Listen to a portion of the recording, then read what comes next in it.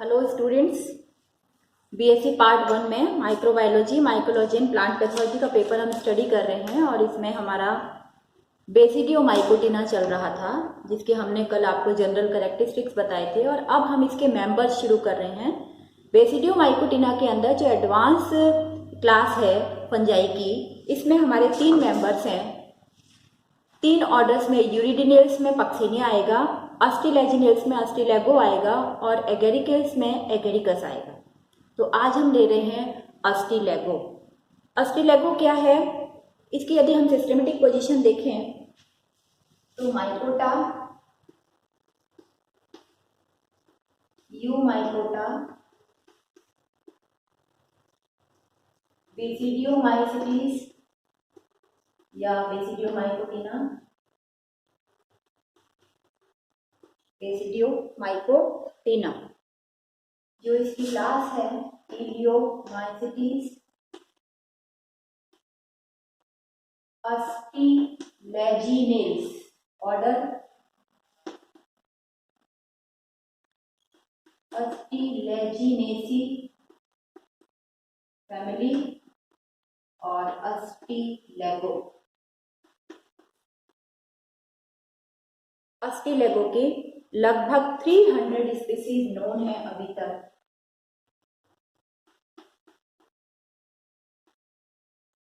अभी तक 300 species known है। इसको completely it is completely known as smut fungi.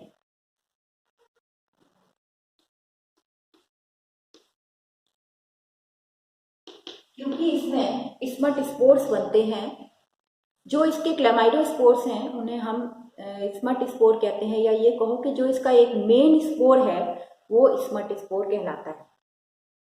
ये नॉर्मली पैरासिटिकली ग्रो करते हैं।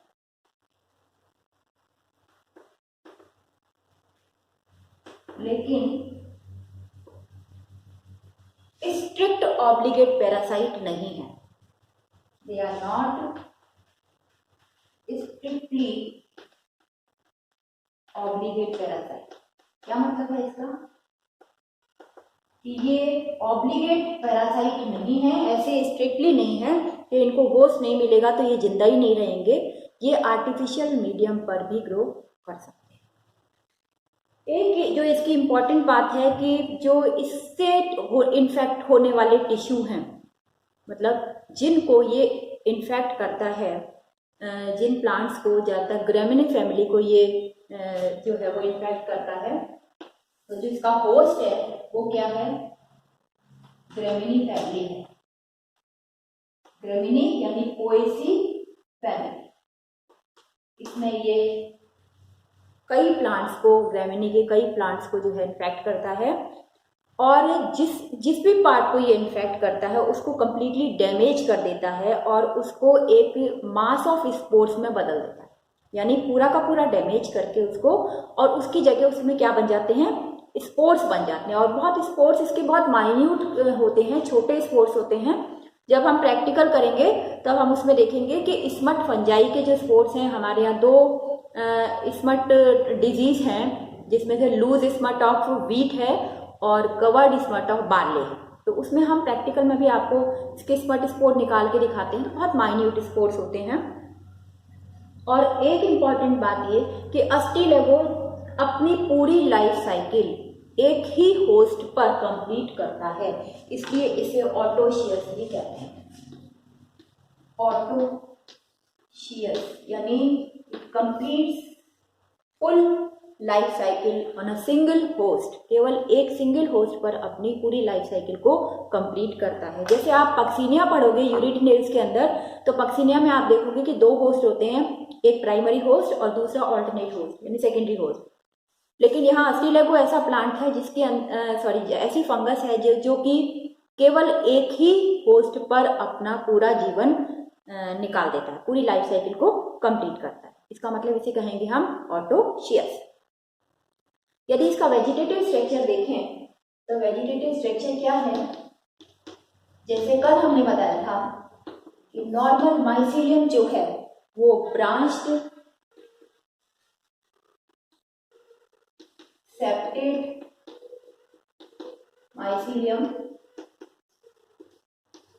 दो तरह का, कौन सा, प्राइमरी और सेकेंडरी। ये हमने कल भी डिस्कस किया था कि प्राइमरी माइसीलियम और सेकेंडरी माइसीलियम। तो प्राइमरी माइसीलियम कैसे बनता है और सेकेंडरी माइसीलियम कैसे बनता है, ये हमने कल देख लिया। कैसे कि प्राइमरी माइसीलियम बनता है bye the germination of basidiospores, क्योंकि बेसिडियोस्पोर जो है वो हैप्लॉइड होते हैं और हैप्लॉइड न्यूक्लियस उनके अंदर होता है, एक एक न्यूक्लियस होता है। उनके जर्मिनेशन से जो है वो प्राइमरी माइसीलियम बनता है, जिससे कि क्या कहते हैं, मोनोकैरियोटिक माइसीलियम कहते हैं। तो ये हो गया by the germination of basidiospores. इस माइसीलियम में क्या था, each cell has a haploid nucleus, एक, ठीक है, हैप्लॉइड न्यूक्लियस जिसके अंदर होता है। और इस प्राइमरी माइसीलियम को मोनोकैरियोटिक माइसीलियम भी कहते हैं। ये हमने कल पढ़ लिया था। और जो सेकेंडरी माइसीलियम है वो कैसे बनता है, सेकेंडरी माइसीलियम किसके द्वारा बनता है, दो बेसिडियोस्पोर्स के मिलने से, या दो बेसिडियोस्पोर के जर्मिनेशन के समय जर्म ट्यूब के मिलने से, अभी हम इसको डाइकैरियोटाइजेशन के मेथड पढ़ेंगे इसके, या इन्फेक्शन थ्रेड्स के मिलने से। तो जब दो हैप्लॉइड प्रकार की सेल या सूत्र आपस में संयुक्त हो जाते हैं तो वो डाइकैरियोटिक माइसीलियम को बनाते हैं। प्लाज्मोगेमी हो जाती है, उनके न्यूक्लियस पास पास आ जाते हैं, फ्यूज नहीं होते हैं, तो वो कई लंबे समय तक डाइकैरियोटिक माइसीलियम इसमें रहता है। तो मोनोकैरियोटिक माइसीलियम तो दो बेसिडियोस्पोर्स के या सिर्फ बेसिडियोस्पोर के जर्मिनेशन से होता है, जो कि डिफरेंट स्ट्रेन के होते हैं। तो मोनोकैरियोटिक माइसीलियम भी दो तरह का बन जाएगा। अब डाइकैरियोटिक माइसीलियम दो विभिन्न प्रकार के मोनोकैरियोटिक माइसीलियम के संयुक्त होने से बन सकता है, या दो बेसिडियोस्पोर के संयुक्त होने से बन सकता है, या बेसिडियोस्पोर से जो जर्मिनेट होने के समय जर्म ट्यूब के संयुक्त होने से बन सकता है, या फिर उनके जो है वो आपके जो थ्रेड्स होते हैं बेसिडियम में, जब थ्रेड्स बनते हैं उनके संयुक्त होने से डाइकैरियोटिक माइसीलियम बन सकता है। ये अभी हम आगे पढ़ेंगे। तो जो सेकेंडरी माइसीलियम है वो क्या करता है कि सेकेंडरी माइसीलियम ज़्यादा टाइम तक इसके अंदर रहता है, पूरी लाइफ साइकिल के अंदर, और ये mycelium almost each and every part जो है प्लांट का उसको इन्फेक्ट करता है। तो सेकेंडरी माइसीलियम कैसा है, ये माइसीलियम एफेमेरल है, एफेमेरल मतलब थोड़े टाइम के लिए रहने वाला है, और यानी शॉर्ट लिव्ड है, जबकि ये कैसा है, लंबा टाइम रहता है, लॉन्ग लिव्ड रहता है।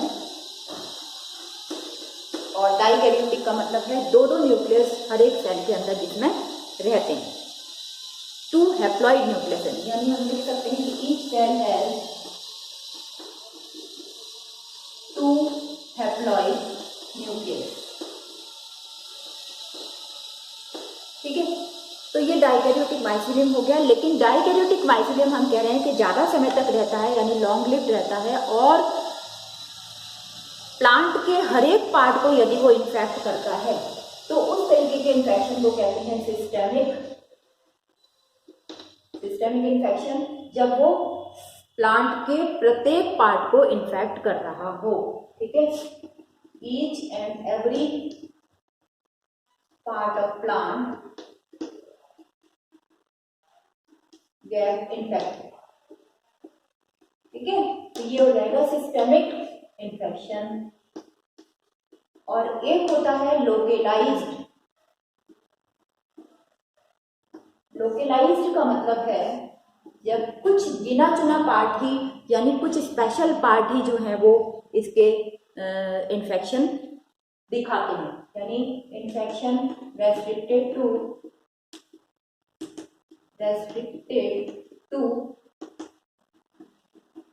सर्टेन पार्ट्स मतलब कुछ निश्चित पार्ट्स ही इसके इन्फेक्शन दिखाते हैं, या ये कहो कि इन्फेक्शन जो है वो केवल कुछ निश्चित पार्ट्स तक ही सीमित होता है। तो ये जो अस्टिलैगो में दोनों प्रकार का इन्फेक्शन पाया जाता है, सिस्टेमिक भी और कहना चाहिए लोकलाइज्ड भी। अब हमें इसके डाइकैरियोटाइजेशन के मेथड पहले हम पढ़ेंगे, क्योंकि अलग अलग स्पीशीज में, अस्टिलैगो की अलग अलग स्पीशीज में डाइकैरियोटाइजेशन के मेथड्स अलग अलग होते हैं। तो देखिए हमें इसके यहाँ पर 4 तरह के डाइकैरियोटाइजेशन के मेथड हैं जो हम इनको कवर करेंगे। तो हम इसके 4 कॉलम बना लेते हैं यहाँ, ये 3 और ये 4। पहला हम लिख रहे हैं यहाँ मेथड्स ऑफ डाइकैरियोटाइजेशन, डाइकैरियोटाइजेशन यानी डाइकैरियोटिक माइसीलियम बनने के कितने मेथड्स हैं डाइकैरियोटाइजेशन।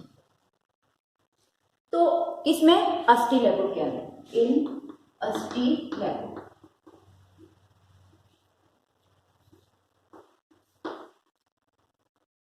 ठीक है, सबसे पहला मेथड है by fusion of primary mycelium या primary hypha. By fusion of primary hypha, primary hypha के फ्यूजन से। अब प्राइमरी हाइफा क्या था, जैसे इसका हम एग्जांपल लिख रहे हैं अस्टिलैगो मेडिस, अस्टिलैगो मेडिस जो मक्का में इन्फेक्शन फैलाता है, मक्का में स्मट डिजीज फैलाता है, अस्टिलैगो मेडिस।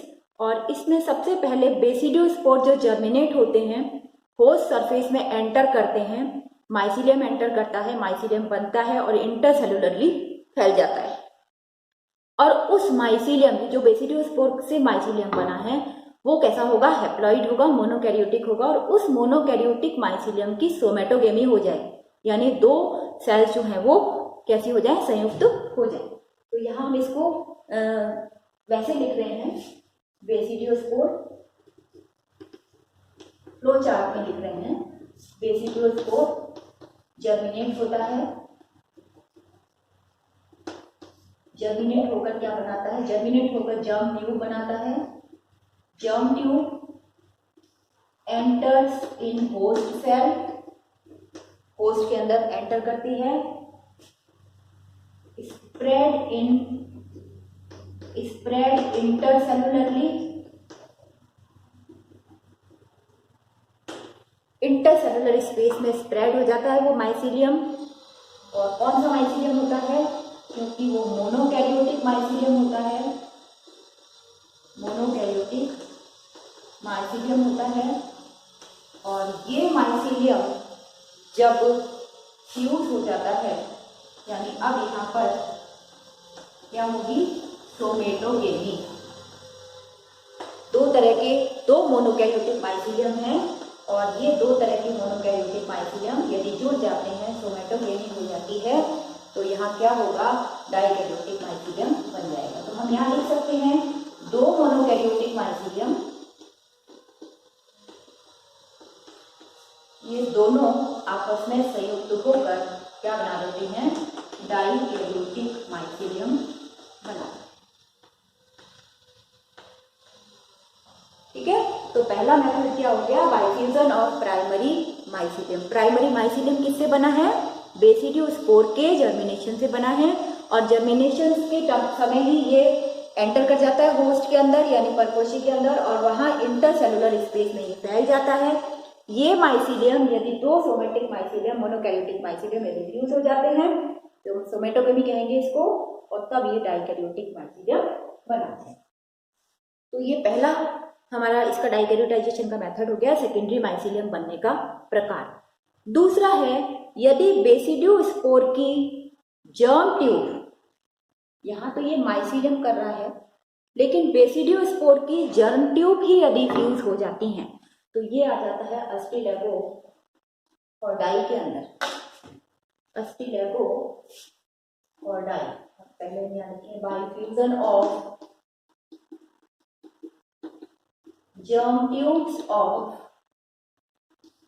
2 basidiospores।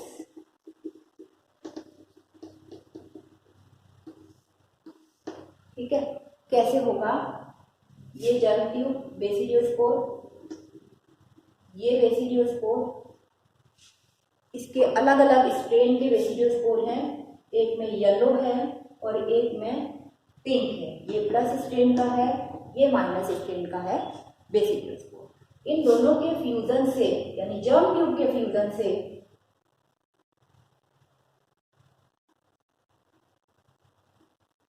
ये जर्म ट्यूब फ्यूज हो रही हैं और एक के अंदर येलो न्यूक्लियस है, एक के अंदर पिंक न्यूक्लियस है।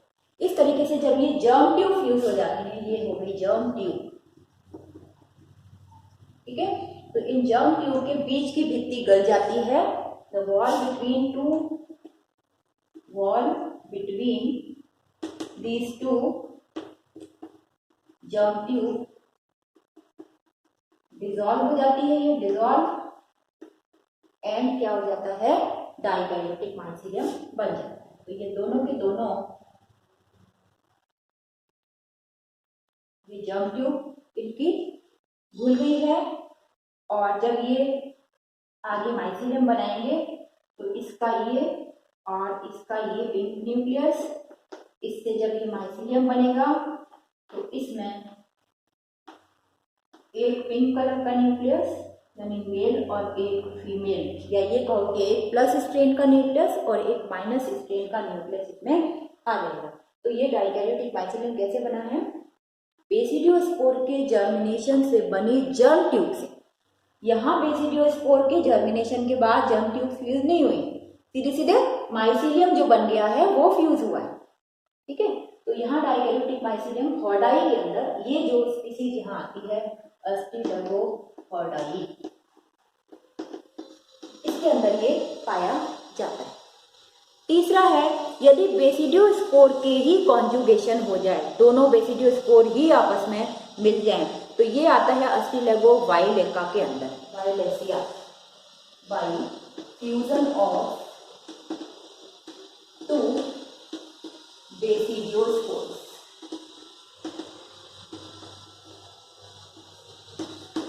ठीक है, ये है अस्टिलगोवायोलेसिया, अस्टिलगोवायोलेसिया। इसके अंदर बेसिडियोस्पोर्स जो हैं वही फ्यूज हो जाते हैं। ये बेसिडियोस्पोर है, एक प्लस स्ट्रेन का और एक माइनस स्ट्रेन का, ठीक है। ये बेसिडियोस्पोर ही यदि फ्यूज हो जाते हैं तो किस प्रकार से होंगे, इनके बीच की भित्ति गल जाती है और ये एक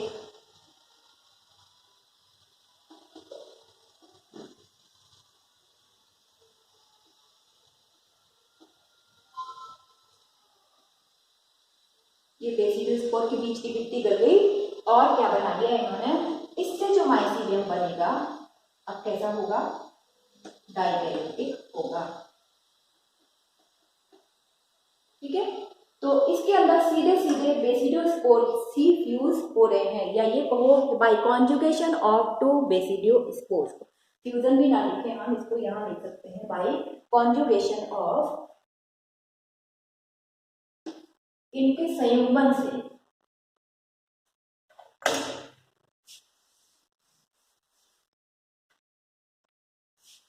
bye conjugation of two basidiospores, ठीक है। तो ये तीन प्रकार हो गए हैं, यहाँ माइसीलियम से, यहाँ जर्म ट्यूब फ्यूज हो रही है, यहाँ डायरेक्टली बेसिडियोस्पोर्स फ्यूज हो रहे हैं। इसके अलावा एक और प्रकार है जो हमारे सिलेबस में है, अस्टिलगोट्रिटिसाई के अंदर, अस्टिलगो बाय, ये चौथा प्रकार है, by fusion of infection threads.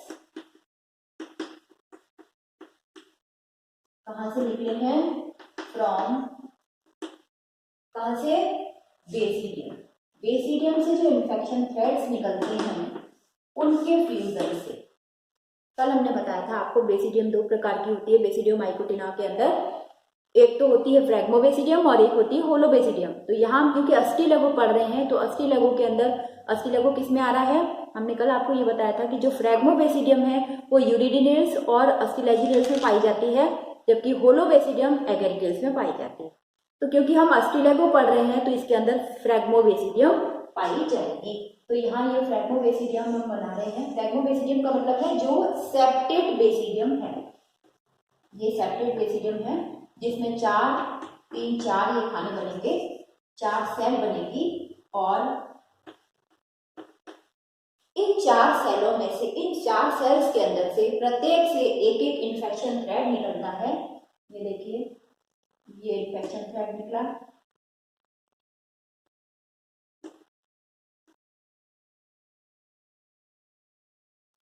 ये इन्फेक्शन थ्रेड निकला। अब ये 2 बेसिडियम यदि यहाँ पर हैं, इस प्रकार की 2 बेसिडियम हैं,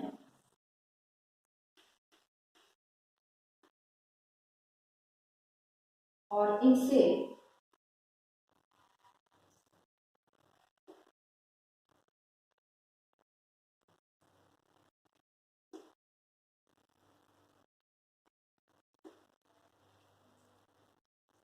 ये हो गए इन्फेक्शन थ्रेड्स। दोनों बेसिडियम है फ्रैग्मोबेसिडियम और दोनों से इन्फेक्शन थ्रेड्स निकल रहे हैं। और यदि इनके देखिए आप अलग अलग इन्फेक्शन थ्रेड्स जो अलग अलग स्ट्रेन के हैं, एक पिंक कलर का एक येलो कलर का, तो ये अलग अलग स्ट्रेन के जब ये फ्यूज हो जाते हैं तो इस प्रकार की व्यवस्था होगी। ये इन्फेक्शन थ्रेड, ये इन्फेक्शन थ्रेड, और इनके बीच की भित्ति गल जाती है और इनमें क्या हो जाएगा, इनसे जो माइसीलियम बनेगा वो कैसा बनेगा, डाइकैरियोटिक होगा।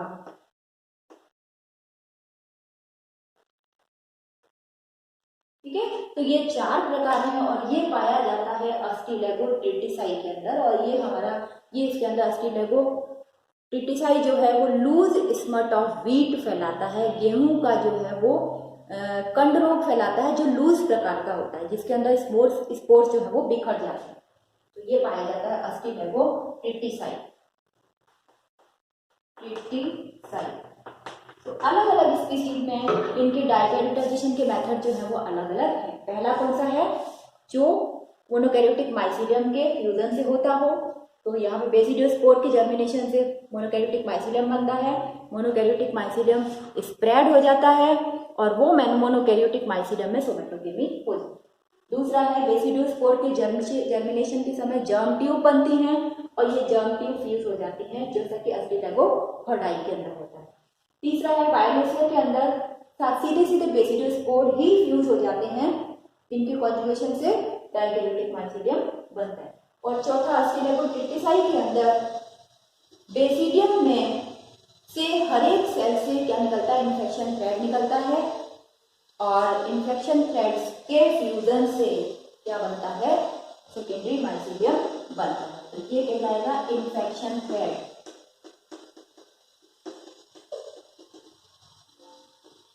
ठीक है, ये इन्फेक्शन थ्रेड्स के फ्यूजन से क्या बन रहा है, डाइकैरियोटिक माइसीलियम बन रहा है। तो इस प्रकार से 4 प्रकार से अस्टिलेगो के अंदर डाइकैरियोटाइजेशन पाया जाता है। नेक्स्ट में हम पढ़ेंगे इसमें पूरा का पूरा इसकी लाइफ साइकिल, ये अस्टिलेगो किस प्रकार से होस्ट को प्रभावित करता है, कौन से स्पोर्स बनाता है। Thank you.